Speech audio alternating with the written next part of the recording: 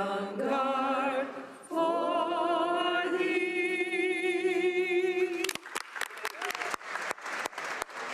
L'on ouvre les portes, that the doors be open.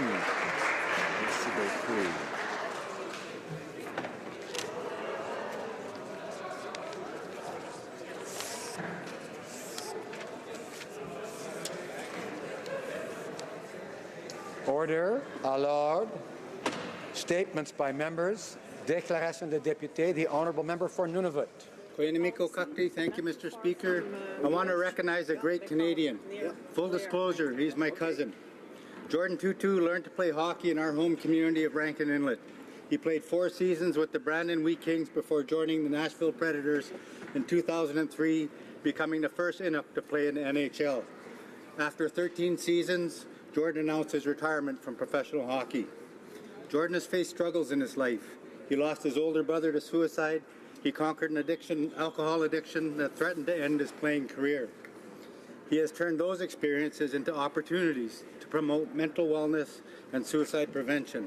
He has always given back to Inuit and Indigenous communities, and now will have more time to focus on his work with Indigenous youth.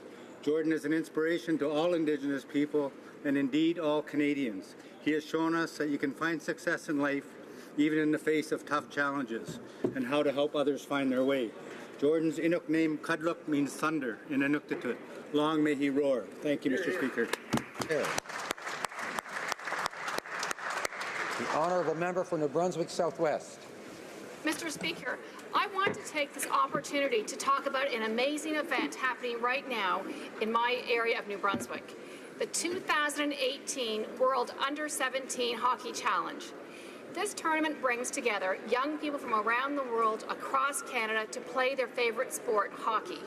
This is great for tourism, raising the profile of our area, and opportunities to watch the potential future NHL players. Awesome. My riding, New Brunswick Southwest, was proud to host 3 of the pre-games: Canada versus the United States in St. Stephen, Canada versus Russia in Fredericton Junction, and Sweden versus the Czech Republic in Blacks Harbour. I'm thrilled to report Team Canada was victorious.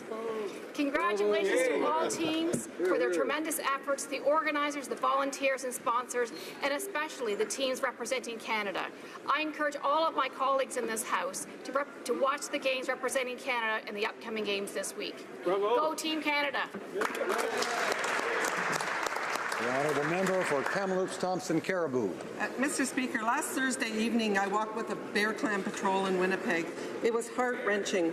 The team of volunteers patrols the North End providing support for the most vulnerable. In just a few hours we encountered a sexual assault victim, domestic abuse, drug abuse, but also heartwarming expressions of appreciation. The Bear Clan was relaunched after the death of Tina Fontaine. They now have 1,400 volunteers and are helping 40 other communities set up teams. This government promised that while the inquiry into missing and murdered women and girls was proceeding, they would not pause on important action. Last year, a small investment from the Indigenous Services Department quickly ran out, the money going to sharp gloves, flashlights, and a very modest office space. But instead of committing funding, the department has left them out in the cold. They say they're busy consulting this year, so there's no money for a team with a proven track record. I call on the Minister to stand with the Bear Clan Patrol while they support the most vulnerable on the front lines. The honourable member for Saint-Jean. Mr. Speaker, our freedom and our values lie in the sacrifice of the men and women who bravely fought to defend our ideals with courage. They emerged victorious, be it at Vimy, Passchendaele, or Canada's last 100 days. It is thanks to these victories that we have earned the respect of our allies. Let us keep their heritage alive, as their dedication gave us the peace and freedom we enjoy today. This year, which marks the 100th anniversary of the armistice, we honor those who served and all those who still serve today. On November 11, we will remember your actions on behalf of our country, on behalf of all Canadians. So let us remember every day to live our lives as we should and to find peaceful solutions to all of our conflicts. The The honourable member for New Westminster Burnaby. Mr. Speaker, Diwali, or the Festival of Lights, is one of the highlights of the year. It represents hope and renewal. It is a time for traditions to be shared with family, friends, and community. During this very special time, the spirit of Diwali provides us with a chance to increase our understanding of one another. We share a country where race, religion, colour, and language are not barriers, but reasons for all of us to celebrate our diversity. Canadians of South Asian origin have made phenomenal contributions to Canada from coast to coast to coast, and Diwali is only one of the gifts they share with us all. In New Westminster and in Burnaby, we are particularly aware of their enormous contributions to the community. Jagmeet Singh, our national NDP leader, and the entire NDP caucus wish all Canadians celebrating Diwali happiness, prosperity, good health, and peace. Diwali Mubarak. Happy Diwali to all Canadians and all those celebrating Diwali around the world. Very good. The honourable member for Montcalm. Mr. Speaker, Quebec is mourning today. The Bloc Québécois offers its deepest condolences to the family of Bernard Landry, his widow Chantal, and their 3 children, Julie, Philippe, et Pascal. Premier of Quebec, a builder of modern Quebec, a great patriot, but first and foremost, a strong supporter of independence. Bernard Landry served his entire life out of love for all Quebecers. He was a pillar of our nation's economic development. He embodied the spirit of Quebec, and he held the highest positions, serving with vision, dignity, and a sense of responsibility. Mr. Landry transformed the relations between Quebec and First Nations and the Inuit. He was so proud of the Peace of the Braves. He was a man with a big heart. He was an accessible leader and as generous with his time as he was intelligent, principled, and devoted to the cause. Thank you, Mr. Landry.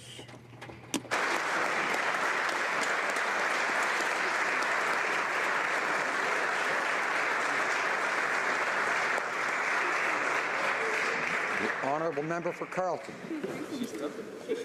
What is special about attending remembrance ceremonies in a small town is that the populations are small enough that the fallen can actually have their names fit on the cenotaph itself. And local family members can walk up and lay a wreath in the name of one of those people who is carved on that stone. Vernon, Ontario is such a village. Harvey Linton is such a man. And his brother, Oswald, who fell over 7 decades ago in service to Canada, is such a hero. I say this to remind the House that while we always rightly break into great, powerful orations about the importance of our heroes, we have to remember that they were also real people with brothers and sisters, with senses of humor, with creature comforts. They were an awful lot like all of us and all of the people that we represent. So let us remember them as individuals, as people, and as family members. They are as the people we know from the places we go, lest we forget.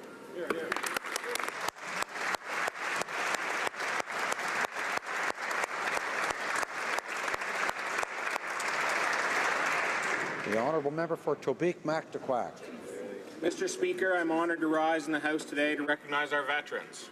Royalton, New Brunswick may be a small community in the western part of the province of New Brunswick, but Royalton lays claim to having one of the largest number of people per capita to enlist in the Second World War, with 26 men and 1 woman who signed up to serve. As they do every year, families of this community and all other Canadian communities plan to remember those brave men and women on Remembrance Day. Veterans Week is a time for everyone to come together and salute all Canadians who have served in uniform. Those mentioned from the community of Royalton and all of those who have participated in these hard-fought battles. We honour all men and all women who had a role in defending our freedom. We also honour the families of those fallen soldiers who have sacrificed so much. Thank you for your service. Thank you for giving Canada the country that we see today and that allows us to remain proud and free. This Veterans Week, Canada remembers. Please take a moment, have a moment of silence, and thank a veteran. Thank you, Mr. Speaker.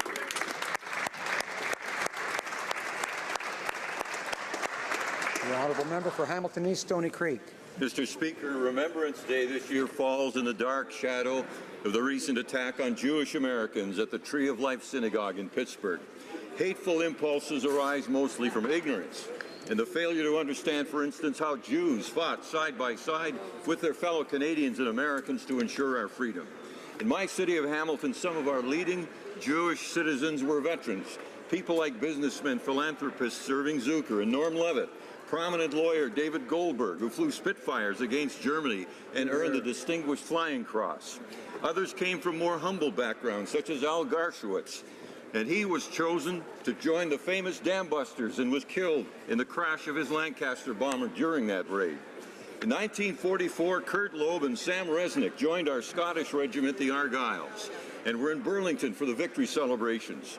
Kurt's family had fled Germany in 1937, and the young soldier wrote home after the victory the letter written on Hitler's personal stationery. On Remembrance Day, all who wore the uniform deserve everyone's respect.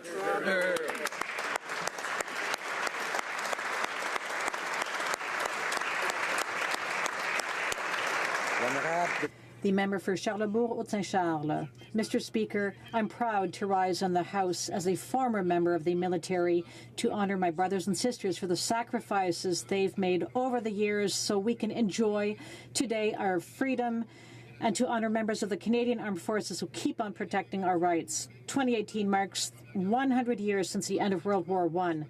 To highlight this event, I would like us to remember forever I've organized a commemoration called Charlebourg Remembers on November 10. The parish of Saint-Charles-Borromée, which is proudly celebrating its 325 years this year, will host a celebration followed by a commemorative march to the cemetery. We will read in Flanders Fields, and we will honor those who gave their lives during the First and Second World Wars so we can enjoy our freedoms. Let us never forget, and let us thank those who, thanks to whom we are here today, and let us wear our poppies with honor.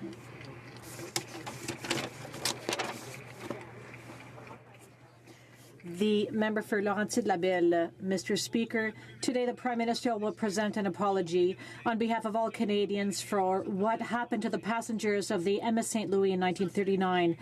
907 refugees, most of whom were Jews, knocked on Canada's door after being turned away by Cuba and the United States. Our response, which was famously captured in the book by Irving Abella, was none is too many. Since no one wanted to help them, it unfortunately helped to validate the racism and anti-Semitism of the era. After their unplanned return to Europe, over a quarter of those refugees died in Nazi concentration camps. They died for two reasons. They were Jewish and they were turned back. The families of several survivors are here today for this historic moment. I sincerely hope that we have learned our lesson and will not forget it. Thank you, Mr. Speaker. The honourable member for Charlottetown. Mr. Speaker, I rise today on the second anniversary of our government's historic $1.5 billion Oceans Protection Plan. Since 2016, the plan has made clear and measurable progress to keep our oceans clean, safe, and healthy. We have taken bold measures to protect our whales. We have invested millions of dollars to make sure that the brave men and women who serve with the Coast Guard have the tools they need to keep people safe on the water. Regulations around shipping and marine safety into the 21st century, and we've invested millions more in environmental protections and cutting-edge research to ensure our actions are backed by sound science. These achievements in no way signify an end to our government's commitment to protecting Canadian waters, Canadian marine wildlife, and the Canadian livelihoods that depend on both. We owe it to our children and to our grandchildren to ensure that they experience the wonders of our oceans firsthand and not through the history books. Honourable member for Selkirk, Interlake Eastman. Mr. Speaker, during Veterans Week, we owe our veterans and the men and women who serve in the Canadian Armed Forces our deepest respect and gratitude for the sacrifices they make to defend our freedoms. Unfortunately, this Liberal government should be ashamed of itself. Instead of helping our veterans, they make multi-million-dollar secret payments to convicted terrorists like Omar Khadr. Now, the Liberals claim they were forced to give Khadr millions of Canadian taxpayer dollars because they say the courts made them do it. But we know that the Liberals were never ordered by the court to make al-Qaeda al-Qaeda terrorist Omar Khadr a multimillionaire. They chose to give him that money. That stands in stark contrast to the treatment they're giving our vets. The Liberals did not leap at the chance to help our vets after realizing they were being shortchanged of their benefits for years. In fact, it's going to take another 2 more years for our veterans to be compensated. How can the Liberals justify this deplorable behavior? A convicted terrorist gets a $10.5 million check from the Liberals, and our veterans who sacrificed for Canada are told they're asking for more than they can give. That is shameful. Honourable Member for Kitchener Centre. Mr. Speaker, today Hindu, Sikh, Buddhist and Jain communities across Canada will be celebrating Diwali and Bandi Chor Divas. In celebration of Diwali, houses will be illuminated with diyas in every corner. Colorful Rangoli artwork decorations will be the vibrant centerpieces of each household, and family and friends will be getting together to share a festive meal. Delicious food and an abundance of Indian sweets will be a big part of these celebrations. So I urge you all to take part in Diwali and Bandi Chor Divas celebrations in your community and to not miss this opportunity. Just like the diyas brightening up your homes, I wish everyone an illuminating year filled with peace, happiness and prosperity. Happy Diwali and Bandi Chor Divas to all those celebrating in Kitchener Centre and across Canada. Thank you.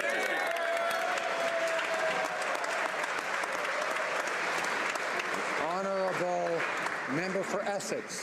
The effects of poverty and social exclusion on women continue to impact Canada's economic and social development and progress. In my region of Windsor-Essex, 18.3% of people live in poverty. Among these devastating statistics, poverty is even worse for women and children. In my riding, 24% of children and 42% of female-led lone parent families live in poverty. This is 3 times higher than the general population, as a single mother is almost 4 times as likely as a 2-parent family to live in poverty. Why do women in Canada suffer, considering we're the 8th wealthiest country in the world? Women spend more time doing unpaid work, are more likely to sacrifice career opportunities, and hold part-time or temporary lower-paying jobs, often with no benefits or security because of their family commitments and a lack of affordable childcare. And working women in Canada earn only 87 cents for every dollar earned by men. New Democrats will always fight for a Canada without poverty, where no one is left behind and where every Canadian can live in dignity and respect, including all women.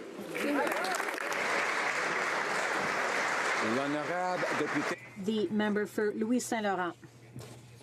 Mr. Speaker, Quebec has lost a great patriot. Premier Bernard Landry died yesterday, but he leaves us with the peace of the braves, independence, culture, and Quebec's economic development were his 3 passions. From building Quebec for the 1970s to the digital shift of the 2000s, it was his view that the state should intervene in the economy. He balanced the budget and supported free trade in 1988.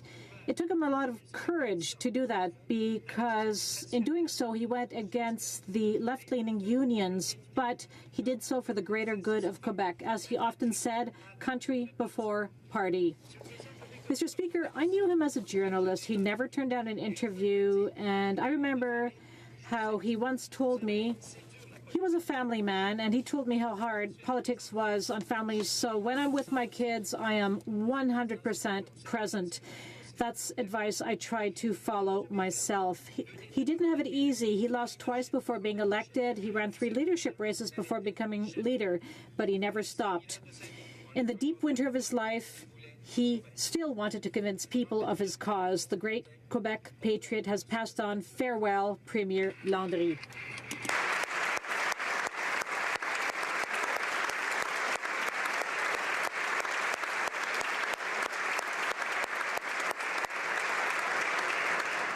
Honourable Member for Labrador.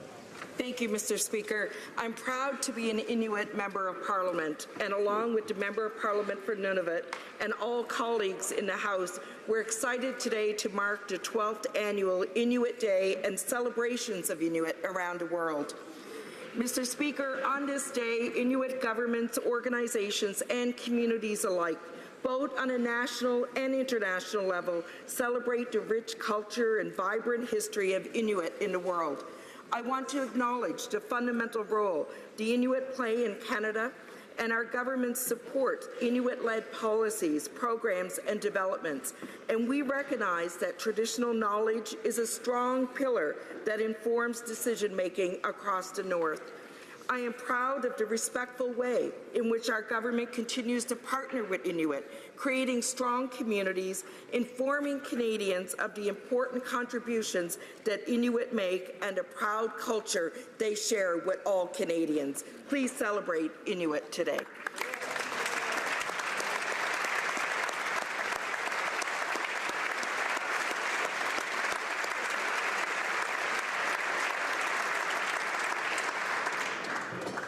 Questions orales, oral questions. The Honourable Leader of the Opposition.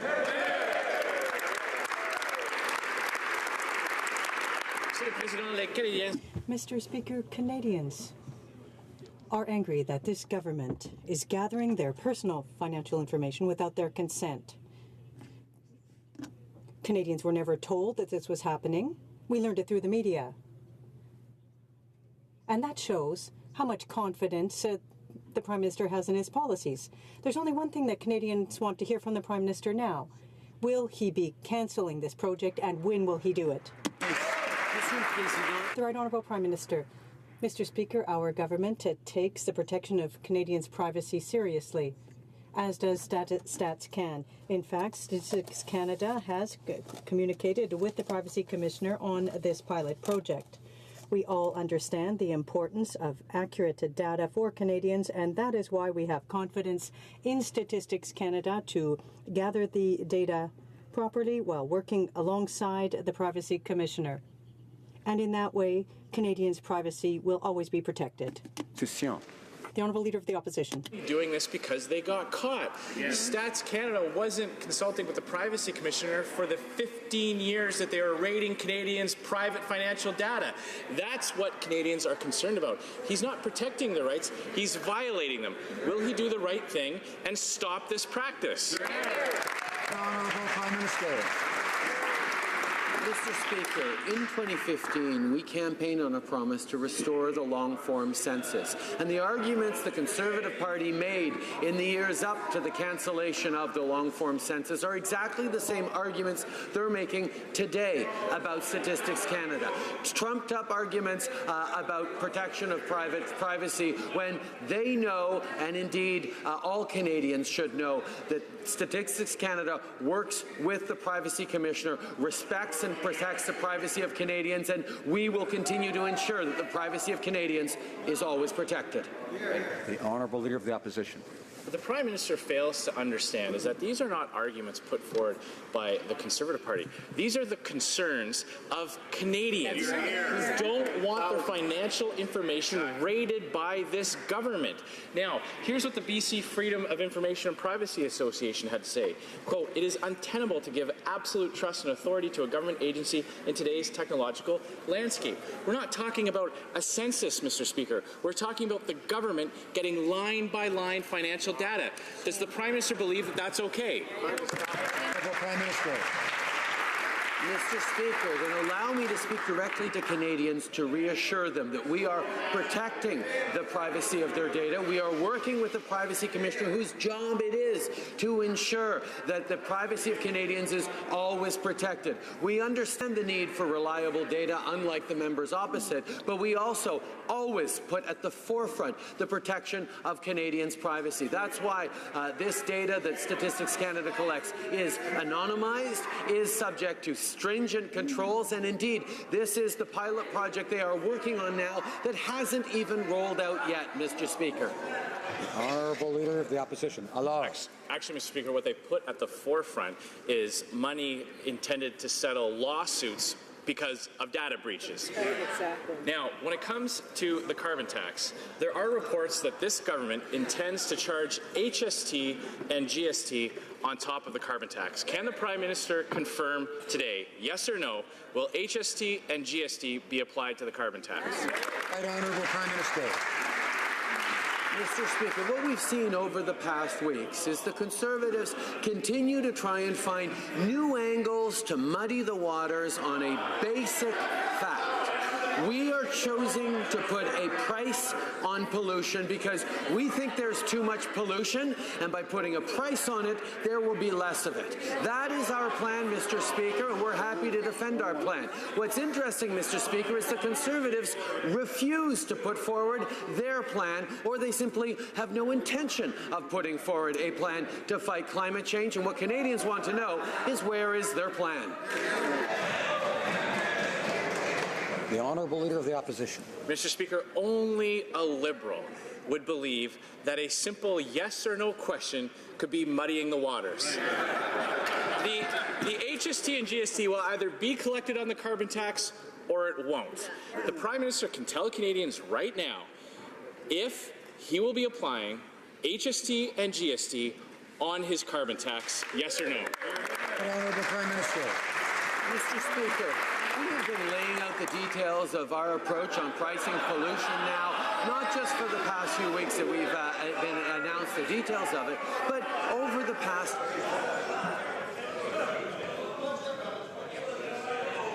Order.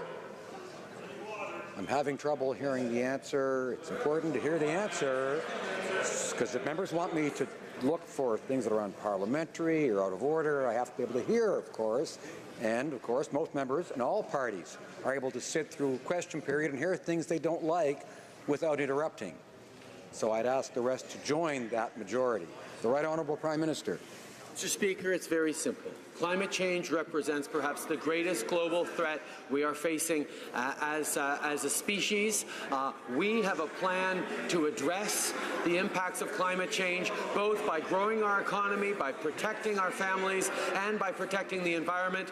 The Conservatives have no plan, and will try all sorts of different ways to distract from the fact they have no plan. We will fight climate change. Honourable. Once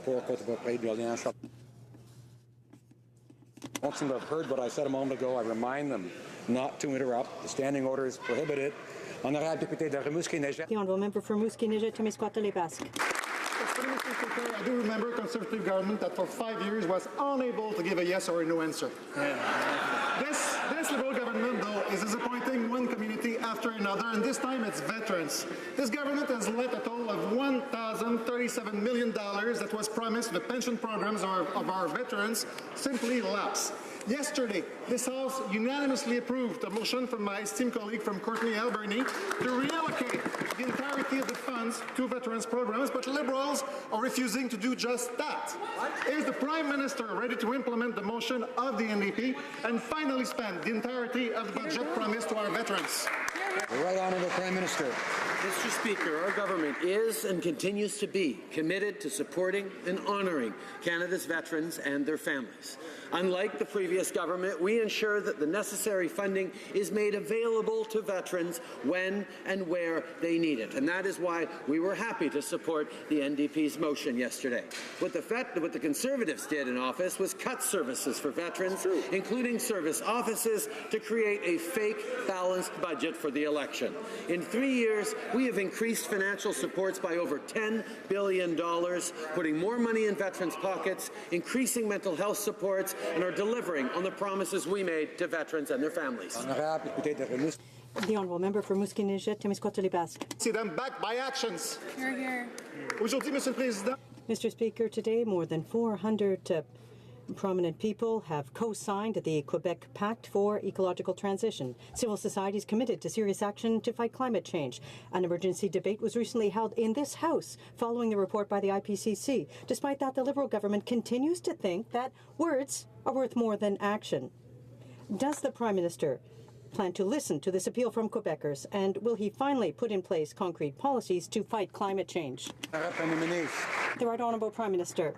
In a second, but I can't let that lie, Mr. Speaker, because we have been taking concrete action on standing up for our veterans. Whether it's $10 billion for veterans programs and services, whether it's raising financial supports for veterans and their caregivers, whether it's investing in a continuum of mental health services or expanding a range of services available to the families of medically released veterans, or reopening the 9 sheltered offices, we have done nothing but act on our veterans. And on the same time, Mr. Speaker, Nous agissons de façon... We are taking action to fight climate change with a plan that puts a price on pollution, that will show leadership across the world on how we can counter climate change while creating good jobs and economic growth. For Essex. This Prime Minister doesn't even seem to care about signing away Canadian jobs by signing on to the USMCA. This government has failed to ensure aluminum and steel tariffs were lifted, risking the loss of at least 6,000 jobs of people who are here on Parliament Hill today. Aluminum workers from Kitimat to Saguenay are desperately trying to defend their jobs, families and communities. Why won't this Liberal government listen to workers' call and tell the U.S. administration that they won't ratify the USMCA until Trump drops his illegal tariffs? Right Honourable Prime Minister. Mr. Speaker, I disagree with the member's first statement in that we know that the USMCA is creating and securing good jobs for Canadians right across this country. But if she doesn't believe me, allow me to read the quote from the NDP member for Rosemont-la-Petite-Patrie. To the Canadian negotiators, he said, "I just want to congratulate everybody in this room for the fantastic job that you did." Then he said that the USMCA is the best deal possible to protect workers all around this country. We agree with the member from Rosemont-Petite.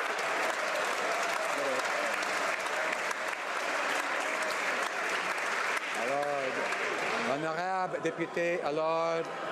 Order. Député de Rosemont-Petite-Patrie. The honourable member for Rosemont-la-Petite-Patrie. Is anyone surprised that Liberals don't want to talk about workers who are losing their jobs? Yeah. Dairy farmers are not happy. Medication prices are going to explode. And steel and aluminum workers can't believe this government signed a deal that continues to put their job at risk. Aluminum workers from Unifor are here today on the Hill asking this Prime Minister not to sign the USMCA until tariffs are off the table. What is the Prime Minister is going to tell those workers right here, right now? The Right Honourable Prime Minister. Once again, Mr. Speaker, we see a situation in which the NDP says one thing in this House, but says another thing behind closed doors. I can say that the member for Rosemont-la-Petite-Patrie said that the USMCA was the best deal possible.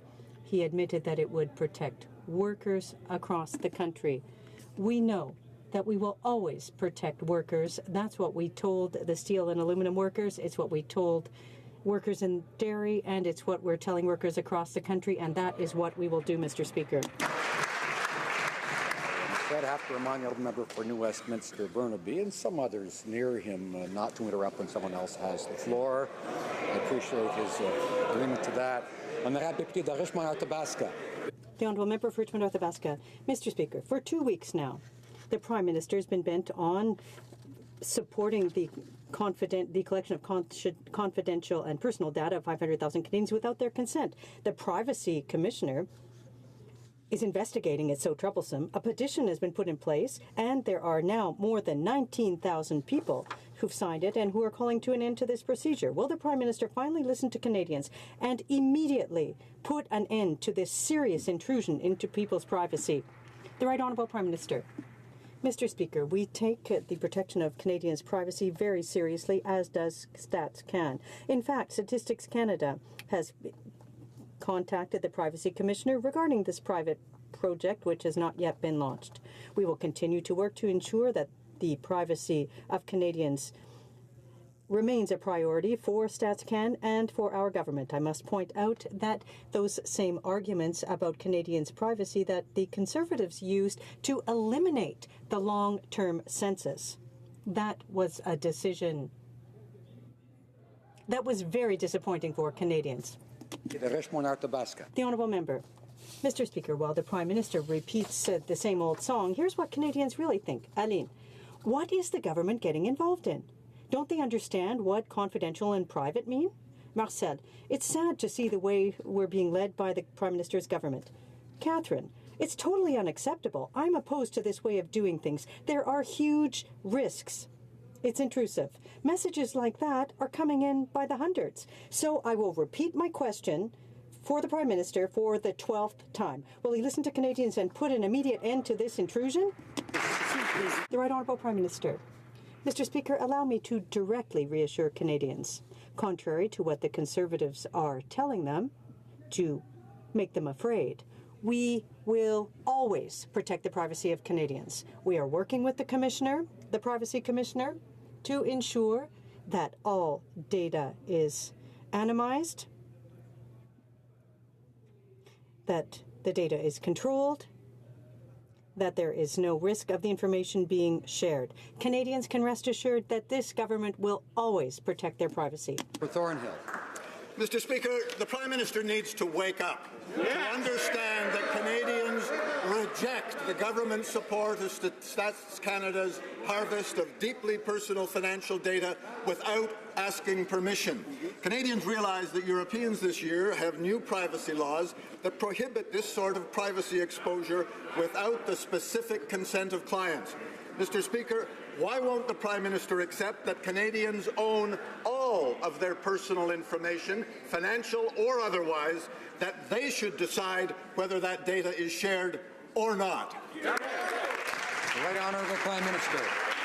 Mr. Speaker, if you remember well, in the years leading up to the 2015 election, we heard Conservatives making these arguments left, right and centre about the need to protect Canadians from the intrusiveness of Statistics Canada. Well, Canadians rejected that approach by the Conservatives, and there were celebrations across the country when the very first thing we did was restore the long-form census at Statistics Canada, so that decisions could be based on evidence and data and not ideology. We will always protect Canadians' privacy and do it. Honourable Member for Central Okanagan's Milkmead Nickel. I really hope the Prime Minister would tell that to the 27 million Canadians whose information was compelled by a credit bureau to Statistics Canada that is contrary to what he said without any of their consent, Mr. Speaker.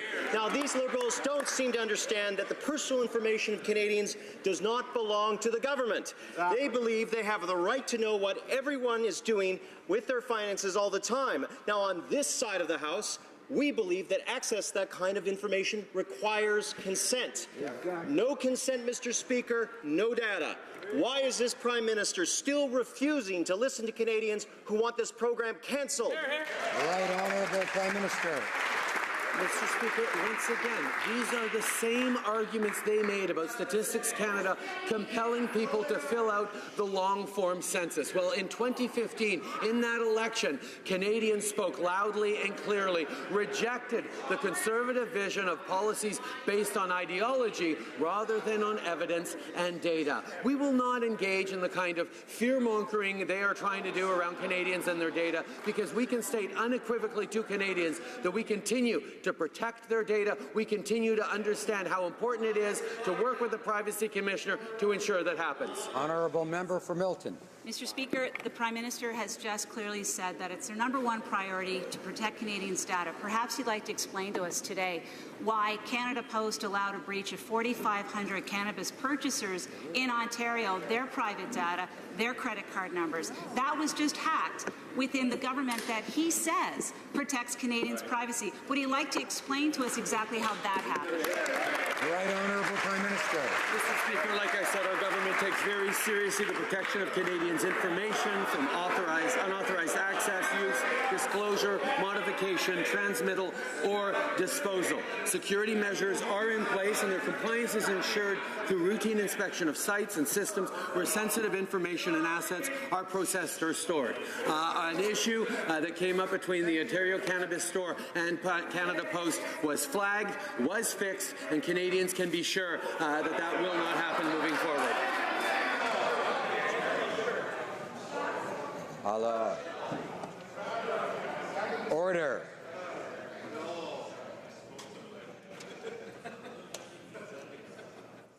The Honourable Member for Milton. Thank you, Mr. Speaker. That pre-written apology that the Prime Minister just gave moments ago will be cold comfort to any Canadian whose private financial data could be hacked in the future. This government cannot protect the privacy data. And when the Prime Minister indicates that it's the long-form census that is the reason why Canadians are in favour, or against rather, the the removal of their data from their banks. The reality is there's a big difference. In the long-form census, they voluntarily gave their information. In StatsCan, they're ripping it out of their bank accounts. Prime Minister, will the Prime Minister stop this action? Honourable Prime Minister. Once again, Mr. Speaker, we see how short the Conservatives' memories are. The issue they had was that the long-form census was mandatory, Mr. Speaker, not voluntary. That is why they eliminated the long-form census and why we campaigned on a promise to respect Statistics Canada, to ensure that we protected Canadians' privacy every step of the way, but to ensure that data be the foundation for evidence-based policy, that we work in a way that protects Canadians and delivers to them the services they need, as opposed to what the Conservatives wanted to do and eliminate the long-form census and Statistics Canada. Honourable member for North Island, Powell River. Mr. Speaker, the federal government chose their method of measuring poverty. With that calculation, poverty for seniors on paper moves from 14.2% down to 4.9%. With the cost of medication, housing, and medical supplies, this calculation has not made life 1 cent more affordable for them. The government's poverty reduction plan is a document with no action. Now, thousands of seniors living in poverty may be excluded from the very definition. Why is the government trying to manipulate numbers to hide the actual poverty rate in Canada? The Right Honourable Prime Minister. On the contrary, Mr. Speaker, our focus on the national poverty reduction strategy is actually about clarifying the data and really being able to go after what is the problem that is facing so many Canadians. Because thanks to investments in programs like the Canada Child Benefit, the National Housing Strategy, Enhanced Seniors Benefits, and the Canada's Workers Benefit, we are on track to lift 650,000 Canadians out of poverty, however you define it, Mr. Speaker. With Canada's first National Poverty Reduction Strategy and our Poverty Reduction Act, we have a plan to ensure every Canadian has a real and fair chance to succeed. The Honourable Member for Saint-Hyacinthe-Bagotte. Mr. Speaker, the Liberals' Poverty Reduction Act would have been the perfect opportunity to implement a universal childcare system, a universal program for prescription drugs and dental care, housing for all. It would have been the perfect opportunity to improve income support programs and to ensure that EI is accessible to all. Unfortunately, this strategy, a person who is poor today, will be even poorer in 2020. So when will the Liberals put these measures in place to actually and really reduce poverty? The Right Honourable Prime Minister. Mr. Speaker, we are growing the middle class by helping people working hard to join it. With the CCB, for example, the National Housing Strategy, Enhanced Seniors Benefits, and the Canada Workers Benefit, we are in the process of lifting 650,000 people out of poverty. With the first National Poverty Reduction Strategy and our Poverty Reduction Act, we have a plan so that all Canadians have a real and fair chance of succeeding. We have a great deal of work that remains to be done, but we are on the right track, Mr. Speaker. Carleton. When the Prime Minister told Canadians that he would take $10 in carbon taxes from them for every $9 in rebates he returned and make them somehow better off, they were understandably suspicious. Now they're learning that that original $10 in upfront taxes might not include the HST on the tax. That is a tax on the tax. His finance minister refused to confirm whether that was the case. So, yes or no, will the HST apply on the carbon tax? Honourable Prime Minister. Again, Mr. Speaker, we see the lengths to which the Conservatives will go to try and distract from the fact that they do not have a plan to fight climate change. On this side of the House, and indeed Canadians across the country, recognize that climate change is the greatest global threat facing us all. We need a concrete plan to act against climate change, and we have done exactly that by putting a price on pollution, by moving forward on investments in innovation and the clean economy, while at the same time supporting Canadian families through this transition to a cleaner economy. That's our plan, Mr. Speaker. What's theirs? Honourable Member for Carleton. Well, they don't have an environment plan. They have a plan to raise taxes, Mr. Speaker. They already said they're going to collect more in tax revenue than they're going to give back in rebates. But now we're learning that that upfront tax might actually be taxed again through the HST, a tax on a tax. None of their documents reveal whether in fact that is true. None of their ministers have admitted the truth on the question. The Prime Minister can tell us now, will the HST apply on the carbon tax, yes or no? Honourable Prime Minister. Mr. Speaker, as has been pointed out, we are the first generation to see the solution to this problem of climate change and the last generation to actually be able to act on it. On this side of the House, we have put forward a concrete plan that puts a price on pollution because there's too much pollution, and if you put a price on it, you will reduce the amount of pollution. It is something that Canadians understand at the same time as we will be supporting them to be able to succeed through this transition to a cleaner economy. That is our plan, Mr. Speaker. They have no plan. They will not talk about that. Well, member for Carleton. Well, Mr. Speaker, he is the first person to raise taxes and the last person to tell the truth about it. So let's give him another opportunity to do so. He admits that he's going to collect more in taxes than he gives back in rebates. Now we're hearing that they might actually charge HST on the tax, a tax on the tax. So yes or no, will the HST apply on the carbon tax? Right Honourable Prime Minister. Mr. Speaker, they are circling around the issue of whether or not there is a crisis that we have to deal with. For 10 years, the Conservative government, of which that member was a key member, refused to actually take any action on fighting climate change. We know that the time to act is now, and that's exactly what we are doing. We are putting a price on pollution while we are helping families through this transition towards a cleaner economy. That's our plan, Mr. Speaker. They have none. The member for Carleton. Order. Circling around, well, he's actually circling around the taxpayer. He reaches into one pocket and then he circles around the other side to reach into the other pocket. They're going to raise taxes on gas, groceries, home heating, and other essentials Canadians require to survive. But now we're hearing they might actually charge the HST on the tax itself. Can you imagine that? A tax on the tax. Will he deny that then, if he can't admit, will he deny that he is going to put a tax on his tax? There we go. Honourable Prime Minister. Again, Mr. Speaker, the Conservatives would prefer to play rhetorical games to try and distract from the fact that they do not think that climate change is a real crisis to our country or our communities.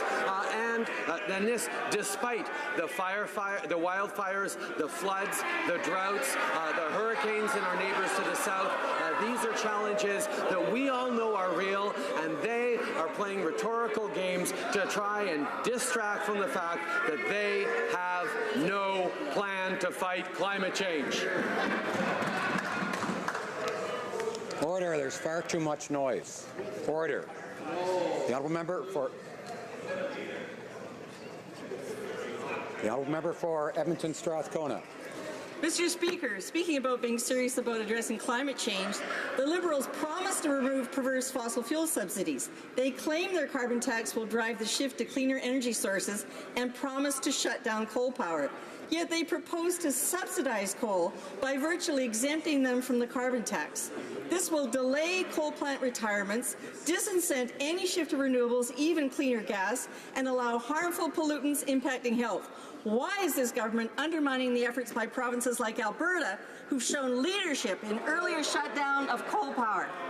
Right Honourable Prime Minister. Mr. Speaker, our plan to fight climate change includes phasing out coal power plants by 2030. We know that is an essential part of it, and I want to highlight again the fact that we're able to move forward to reach our targets is partially because Alberta has chosen to put an absolute cap on its oil sands emissions. We are moving forward with a comprehensive, responsible plan to fight climate change while we create jobs and grow the economy. But of course, the NDP don't think we're going far enough. The Conservatives can't believe that we're actually doing something because they don't think we should do anything to fight climate change. We are doing the things that Canadians expect, growing the economy, protecting the environment. The honourable member for Skeena-Boltley Valley. Hey, quick question for this pipeline-owning Prime Minister. How's that sale going on the $4.5 billion gem of an oil pipeline he picked up? What? No buyers? Is that why he's rushing the sale to sell off an asset that Canadians spent $500 million in 2018 to build? Well, it's good the government is offering 5% to local First Nations. Two critical questions remain. Given what just happened to Rona workers, will this Prime Minister guarantee that not a single worker will lose their job at Ridley Terminals? And will he also promise that no foreign government will be allowed to buy this strategic asset? Right Honourable Prime Minister. Mr. Speaker, our approach on growing the economy and protecting the environment together is something that Canadians understand right across the country. As we move forward with a concrete plan to fight climate change while making sure that we're investing in the kinds of infrastructures and opportunities to get our resources to new markets other than the United States, we are doing what Canadians expect. We will continue to focus on both growing the economy and protecting Canadians' future generations in our environmental protections, but also with good jobs for the long term. The honourable member for St. John's East. You won't be surprised, Mr. Speaker, to know that, like your constituents, Canadians in St. John's East depend on the health and safety of our oceans. Oceans are at the core of who we are as Newfoundlanders. And Canadians across the country are so proud that our government is investing in the health of our oceans with a $1.5 billion Oceans Protection Plan. Today is a big day, Mr. Speaker. On the 2-year anniversary of the Oceans Protection Plan, can the Prime Minister share some of the accomplishments that have been made possible by this $1.5 billion investment? Great question. Honourable Prime Minister. I thank the member from St. John's East for his hard work to protect coastal communities like his own. Today, we are proud to celebrate the 2-year anniversary of the Oceans Protection Plan, which includes over $138 million for Newfoundland and Labrador. We are establishing 24/7 capacity in the Coast Guard's 3 regional operations centres in Victoria, Montreal and St. John's to ensure that our waterways and Canadians remain safe. We will continue to invest, protect and support Canadians living in coastal communities from coast to coast to coast. The honourable member for Chicoutimi-Lapeer. Mr. Speaker, the government's going to save a lot of money on the backs of our veterans with their new Veterans Pension Plan. Even if the government says it's going to cost them billions, even if the Liberals say that they're going to increase services, even if they have humiliated Mr. Bourrier, a highly respected veteran, and he was right, veterans will have less money in their pockets. When will the Prime Minister tell them the truth? The Right Honourable Prime Minister. Mr. Speaker, the financial well-being of veterans is a priority for us. We are investing $10 billion in new funds for veterans. We will honour our promise to have, so that they can have the option of a for-life pension. We will increase the amount that is not taxable instead of a lump sum payment, and costs will be over a longer period of time. We're investing in order to better support our veterans. Mr. Speaker, I believe the last time that this Prime Minister spoke directly to a veteran was when he told him they are asking for more than he can give. The Liberals have been claiming that they've been spending more money on veterans, and we know that's not true. In fact, the Prime Minister is cutting $500 million worth of benefits from our veterans. Canadian veterans, like Sean Bourrier, have been calling the Liberal pension scheme a shell game ever since they discovered the details. We're set to shut him up. The Liberals are taking this veteran to court for simply exposing the truth. Why? The Right Honourable Prime Minister. Mr. Speaker, we will take no lessons on how we treat our veterans from the Conservative government that nickel and dime them every step of the way while wrapping themselves in the flag and at the same time shutting down the very service centres that served our veterans in their times of need. Since 2016, we have invested $10 billion for veterans programs and services. We've raised financial supports for veterans and caregivers. We've supported a continuum of mental health services. We've expanded the range of services available to the families of medically released veterans. We have increased by $42.8 million the service. Honourable member for Barrie Innisfil. In 2015, the Prime Minister stood in Belleville with veterans as a backdrop, including some from his own caucus wearing their medals, and said, "We will immediately reinstate lifelong pensions." Veterans understood that to mean the type of pension that existed before the new Veterans Charter. We now know that the Prime Minister deceived veterans and their families. The Liberal Pension for Life scheme moves away from the one veteran, one standard model and takes $500 million away from veterans and their families. Mr. Speaker, why did the Prime Minister make a promise he knew he couldn't keep? The Right Honourable Prime Minister. On the contrary, Mr. Speaker, we are keeping our promises to veterans, which is something Conservatives never did. Our investments into veterans is the $10 billion new dollars, including delivering on our promise for a pension for life option. Now, because veterans are expected to take the $1,150 monthly tax-free payment for the rest of their lives rather than taking a lump sum up front, of course the budgetary costs are spread out over a longer time. We immediately increased financial support for veterans, increased mental health support, and are delivering on our promise to veterans. The member for Barrie Innisfil. Well, Mr. Speaker, as he stood in Belleville with his hand over his heart, the Prime Minister clearly had his other hand behind his back with his fingers crossed. Veterans and their families don't like being lied to or deceived. Will the Prime Minister admit that the Liberal Pension for Life scheme means no new money and in fact means less money for veterans and their families? And while he's at it, why doesn't he apologize to veterans for lying?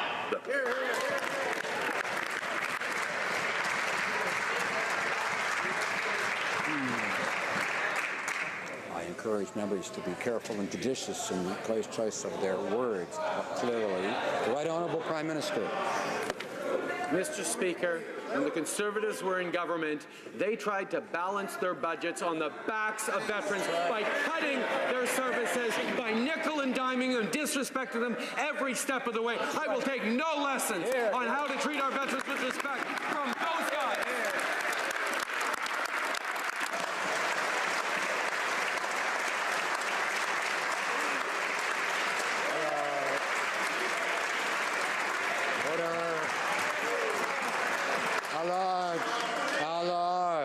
Order.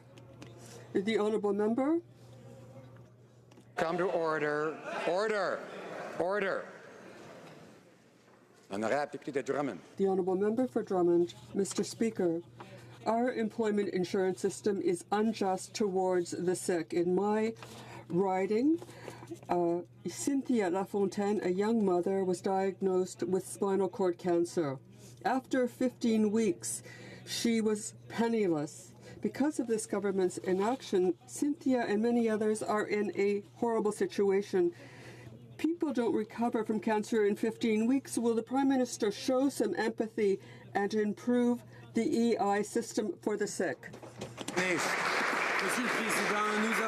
The Honourable Prime Minister, Mr. Speaker, we have acted to improve the EI system so that it can respond to the needs of Canadian families. We brought in new measures for caregivers. We have simplified the claims process so that Canadians can get their benefits easily. Although the Conservatives don't seem to recognize the grave consequences of certain illnesses on Canadian families, we are improving the EI system. Minister of Public Services keeps saying fixing the Phoenix fiasco is her #1 priority. My constituent went on mat leave, and thanks to Phoenix, her T4 slip says she is paid 4 times more than what she actually received.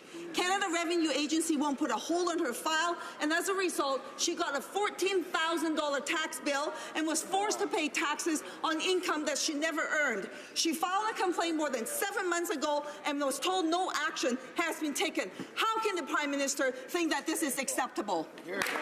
Prime Minister. Mr. Speaker, we don't think this is acceptable. Canada's public servants deserve to be paid accurately and on time for their important work. Our government remains focused on stabilizing the Phoenix pay system and resolving these unacceptable issues, which continues to be our #1 priority. We have increased the capacity by 1,500 people at the pay centre. The backlog is down 100,000 cases since January 2015. Mr. Speaker, we didn't create this Phoenix problem, but we are going to fix it. The Honourable Member for Bellechasse, Lévis. Order, please. Mr. Speaker, the Prime Minister keeps talking about how he's helping veterans, but if you are a French-speaking veteran, good luck, because the Ombudsman for Veterans Affairs have to wait far longer. Even women have to wait an eternity. When will the Prime Minister stop treating Francophone veterans like second-class citizens? The Right Honourable Prime Minister. Mr. Speaker, we will always defend access to services in both official languages, and it is unacceptable that Francophones do not get appropriate services when they need it. We will look into any problems there, and we will deal with it. We have invested $10 billion for veteran services. We have increased financial support for veterans and for their caregivers. We have established a continuum of services. We have opened offices for veterans that he and his government closed. West.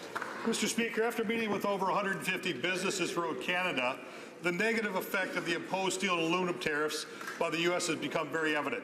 Companies are downsizing, some are closing, employees are being laid off and losing their jobs, thanks to the Liberals signing a bad deal. It is unfathomable that the Liberals would sign a deal with the U.S. without having these tariffs removed. Why would the Prime Minister sign a deal with the United States with steel and aluminum tariffs still in place? Hear, hear. Honourable Prime Minister. Mr. Speaker, once again, I just want to begin by thanking all Canadians of different parties for working together so diligently to demonstrate a united front as we negotiated the new NAFTA. This was something that across the partisan divide was so important that we did together, and we can all take credit for the security that we have in continued access to the U.S. market. But as I told the steel and aluminum workers on the floor of their plants, this government has their back. We always will. The Honourable Member for Louis Saint-Laurent. Mr. Speaker, when we were negotiating directly with the Americans, the tariffs went up on steel and aluminum, and Quebec has been really affected by this. Could the Prime Minister have not dealt with this? It's 5 months that the tariffs are there. The agreement is signed and the tariffs are still there. Why will the Prime Minister not deal with the Americans? The Right Honourable Prime Minister. Mr. Speaker, as I said to workers in aluminum and steel, their government will protect them. Canadian countermeasures will remain in place until unjust customs rules are removed during negotiations. We have always tried to create conditions that will help grow the middle class and offer more opportunities for Canadians. We will continue to work until these tariffs are removed, these customs problems are removed. That's what we told Canadians. That is what we will do. Mr. Speaker, just last month, my colleague's private member's bill C-326, which focuses on drinking water guidelines in Canada, moved to the Senate for first reading. As members will know, decades of neglect have left drinking water systems on First Nation reserves in Canada in an unacceptable state. This is why our government is committed to ending long-term drinking water advisories on all public systems on reserve by March 2021. Can the Prime Minister please update this House as to the actions being taken to ensure reliable access to clean drinking water on reserves? Prime Minister. We'd like to thank the member from Thunder Bay Rainy River for his hard work and for his advocacy on this important issue. I'm pleased to share that as of today, 74 long-term drinking water advisories have been lifted, some of which have been in place for over a decade. We're making significant investments in improving water systems for water operator training and to ensure at-risk systems don't become long-term issues. We remain firmly on track to our commitment to lifting all long-term drinking water advisories on public systems on reserve by March 2021. The Honourable Member. The Durham. Mr. Speaker, the Privy Council revealed that 73 people were aware of Liberal Cabinet secrets related to the delay of the Davie shipbuilding contract. We know that several Liberal ministers and several Liberal MPs have real or perceived conflicts in that shipbuilding deal. This is in a government that has already seen several ministers and the Prime Minister found in ethical breaches. So, through you, Mr. Speaker, will the Prime Minister be completely transparent, release the names of the 73 people who knew, or at least the names of the Liberal MPs on that list of 73? Honourable Prime Minister. Mr. Speaker, as the member well knows, it is improper to comment on this issue under the sub judice rule as the matter is before the court. This rule is a part of the law relating to contempt of court and also a convention recognized by this House. Members of Parliament are expected to refrain from discussing ongoing legal proceedings before the court. We respect this rule, as well as the law and rules that govern legal proceedings, including the handling of evidence, which will be dealt with before the court in due course on this case. The Honourable Member for Trois-Rivières. Mr. Speaker, when Rogers Communication decided to build a telecom tower on Notre-Dame West Street, opposition was immediate, and yet the company is going forward despite complaints by citizens and the refusal of the municipality. Although a range of solutions was proposed, consultations provided for in the legislation were only a farce. How is it that in 2018, the minister in charge can allow a telecommunication business, to impose its will despite the will of its citizens? The Right Honourable Prime Minister. Mr. Speaker, we know that people want high-speed internet throughout the country for economic growth, for the ability of our citizens to participate in job creation, and in the future, there are small businesses that are doing and acting this way in a way that is fair to citizens. The Honourable Member for Laval-Lézine. Mr. Speaker, we know that small business contributes to our economy, especially by exporting products. Before NAFTA negotiations, we listened to and consulted with small business. One of the main asks of small business was reducing red tape at the border. Can the Prime Minister inform the House of new measures in the new agreement that will benefit businesses directly with respect to this? The Right Honourable Prime Minister. I thank the Honourable Member for Laval-Lézine for his concern with small businesses in his riding. In our new agreement, there is a chapter on customs, on facilitating trade. New rules will reduce red tape at the border and will increase trade. This agreement will be beneficial for business and workers in Canada, including those in Laval-Lézine.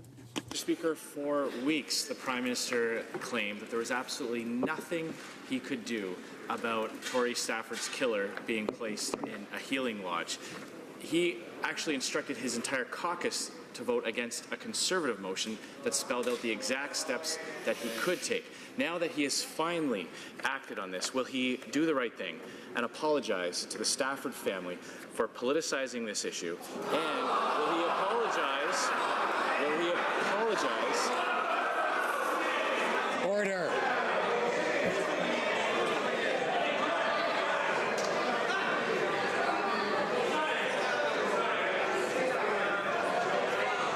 Order.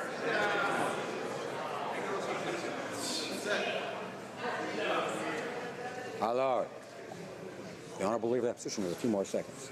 The Prime Minister actually went to great length to demonize anyone who had a problem with this, resorting to nasty name-calling and divisive language. Will he do the right thing and apologize? The Right Honourable Prime Minister. Mr. Speaker, our hearts go out to the family of Tory Stafford for the loss they endured. The Minister of Public Safety asked the Commissioner of the Correctional Service to review the transfer decision in question and their policies on offender transfers. Following that review, he has provided direction to improve transfer policies on medium security women offenders to facilities without a directly controlled perimeter. These changes will help ensure guilty parties are held accountable while fostering rehabilitation so we can have fewer repeat offenders. offenders, fewer victims, and ultimately safer communities. Honourable Member for Saanich Gulf Islands. Thank you, Mr. Speaker. Apropos of that last exchange, it's a shame Maclean's magazine didn't have a Hypocrite of the Year award for parliamentarians.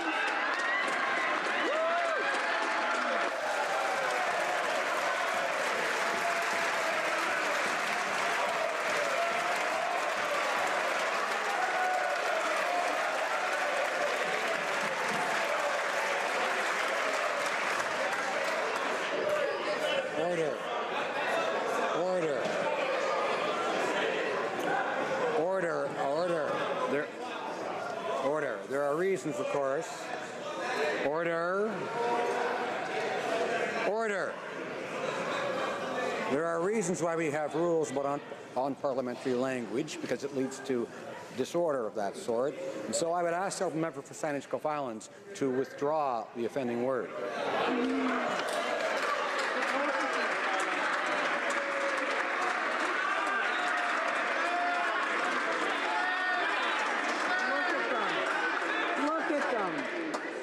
To be able to hear the member. Order. Order. Mr. Speaker, I apologize unreservedly, and to the Honourable Leader of the Opposition as well.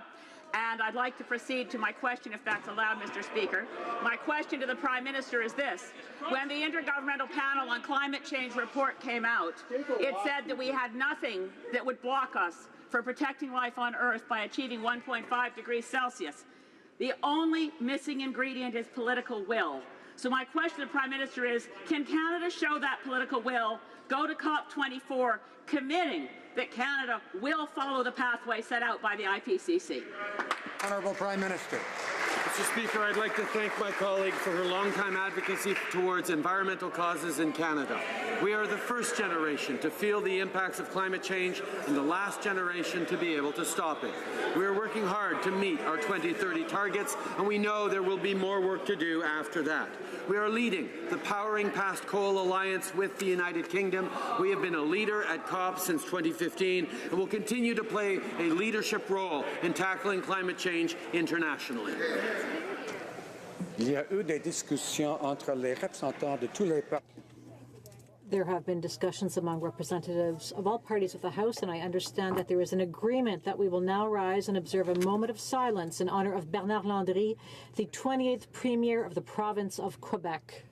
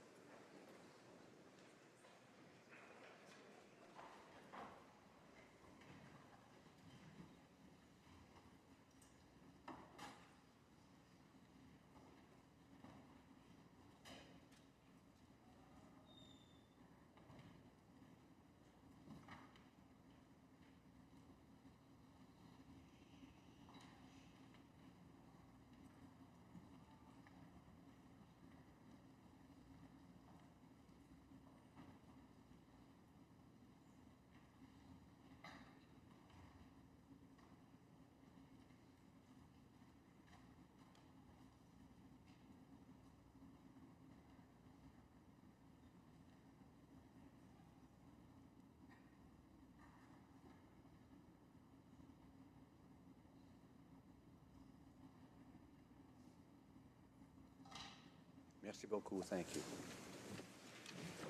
Dépôt de documents. Tabling of documents. The Honourable Parliamentary Secretary to the Minister of Veterans Affairs. Thank you, Mr. Speaker. Pursuant to Section 32(2) of the Standing Orders, I have the honour of tabling in both official languages the 2018 report of the Veterans Ombudsman. Yes, thank you, Mr. Speaker. Pursuant to Standing Order 36(8), I have the honour to table in both official languages the government's responses to 16 petitions today. Introduction of government bills. Statements by ministers. The Right Honourable Prime Minister.